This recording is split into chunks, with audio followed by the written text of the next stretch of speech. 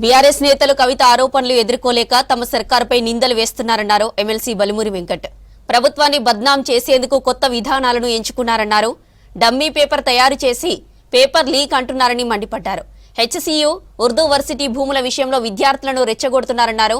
ఇక హరీష్ రావు నోటికొచ్చినట్టు మాట్లాడుతున్నారని, తీరు మార్చుకోకపోతే అర్థమయ్యే రీతిలో బుద్ధి చెబుతామని హెచ్చరించారు బలిమూరి.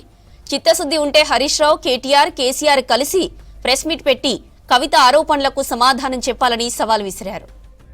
తను స్వయంగా ట్రబుల్లో ఇరుకుతే బయటపడలేని పరిస్థితి మనం అందరం కూడా చూసినాం. సో దీన్ని ఏ రకంగా తప్పించుకోవాలి, ఏ రకంగా ఈ యొక్క నెపాన్ని బురదని ఇంకొకరిపైన నెట్టేసేయాలి, లేదా వాళ్ళపైన ఆరోపణలని ఎదుర్కోలేక ఈరోజు మా ప్రభుత్వం పైన, మా ఉప ముఖ్యమంత్రి గారి పైన, మా ముఖ్యమంత్రి పైన కావాలని చెప్పి సరే కొన్ని మీడియాలో వచ్చిన పత్రికల కథనాల్ని బేస్ చేసుకొని హరీష్ రావు గారు మాట్లాడడం జరిగింది. నిజంగా మా ప్రజాప్రభుత్వంలో, ఈ ప్రజాప్రభుత్వంలో ప్రతిదీ కూడా 100% ట్రాన్స్పరెన్సీ తోటి, చిత్తశుద్ధితోటి ప్రజలకి లాభం చేకూర్చాలి, ప్రజలకి లబ్ధి చేకూర్చాలి, సంక్షేమ పథకాల్ని అందించాలి, తెలంగాణ రాష్ట్రాన్ని అభివృద్ధి పదంలో ముందుకు తీసుకొని వెళ్ళాలని చెప్పి కంకణబద్దులై మా మంత్రులు, ముఖ్యమంత్రులు అందరూ కూడా పనిచేస్తారు.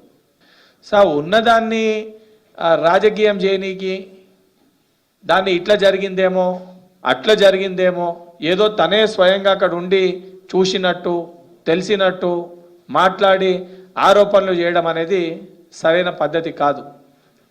బీఆర్ఎస్ పార్టీ కొద్ది రోజులుగా ఈ యొక్క కొత్త నూతన విధానాన్ని ఎంచుకుంది.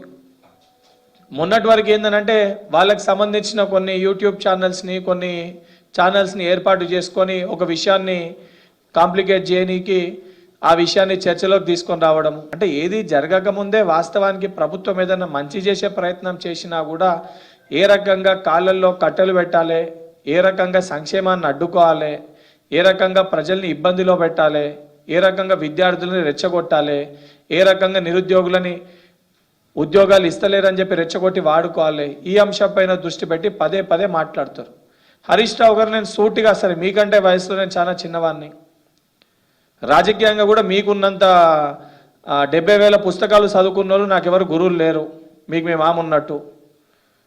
నీకున్న రాజకీయ అనుభవం నాకు లేదు, కానీ నాకున్న పరిజ్ఞానంలో, నాకున్న అవగాహనలో మన పైన ఏమన్నా ఆరోపణలు వచ్చినప్పుడు, మనం ఒక ప్రెస్ మీట్ పెడుతున్నప్పుడు, లేదా దేనిపైన మాట్లాడాలనుకుంటున్నప్పుడు, లేదా ఇతరులపైన మనం బురద జల్లే ప్రయత్నం చేసినప్పుడు, మన పైన ఆరోపణలు వచ్చిన వాటిని చెడిపేసుకోవడమో, తోడ్చేసుకోవడమో, లేదా వచ్చినాయి అని వాస్తవాన్ని అంగీకరించడమో, ఏదో ఒకటి మనం స్పష్టత ఇచ్చి ఇతరులపైన మాట్లాడితే బాగుంటుంది.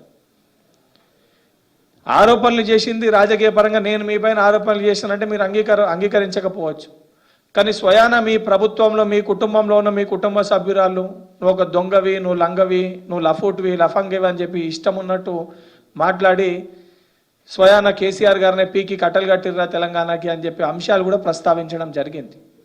దానిపైన ఈ రోజు కూడా నువ్వు నోరు మెదపలే, దానిపైన నువ్వు మాట్లాడే. సార్ నీపైన మాట్లాడకపోతే నువ్వు మాట్లాడకపోయినావు, కేసీఆర్ గారిని అన్నాక కూడా మీరు మాట్లాడతలేరంటే మీరు ఎంత దొంగలో తెలంగాణ రాష్ట్రానికి అందరికీ అర్థమైంది. సరే, కవిత గారి మాటలకి ఎంత శాంటిటీ ఉందనే, నిజంగా కవిత గారు ఇతరులపైన ఆరోపణలు చేస్తే శాంటిటీ ఉండదు, కానీ ప్రభుత్వంలో ఉండి దొంగతనం చేసినప్పుడు తను కూడా దాంట్లో భాగస్వామ్యురాలుగా ఉండి చూసిన వ్యక్తి బయటకు వచ్చి మాట్లాడినప్పుడు అయితే 100% ఆ మాటలకి శాంటిటీ ఉంటుంది.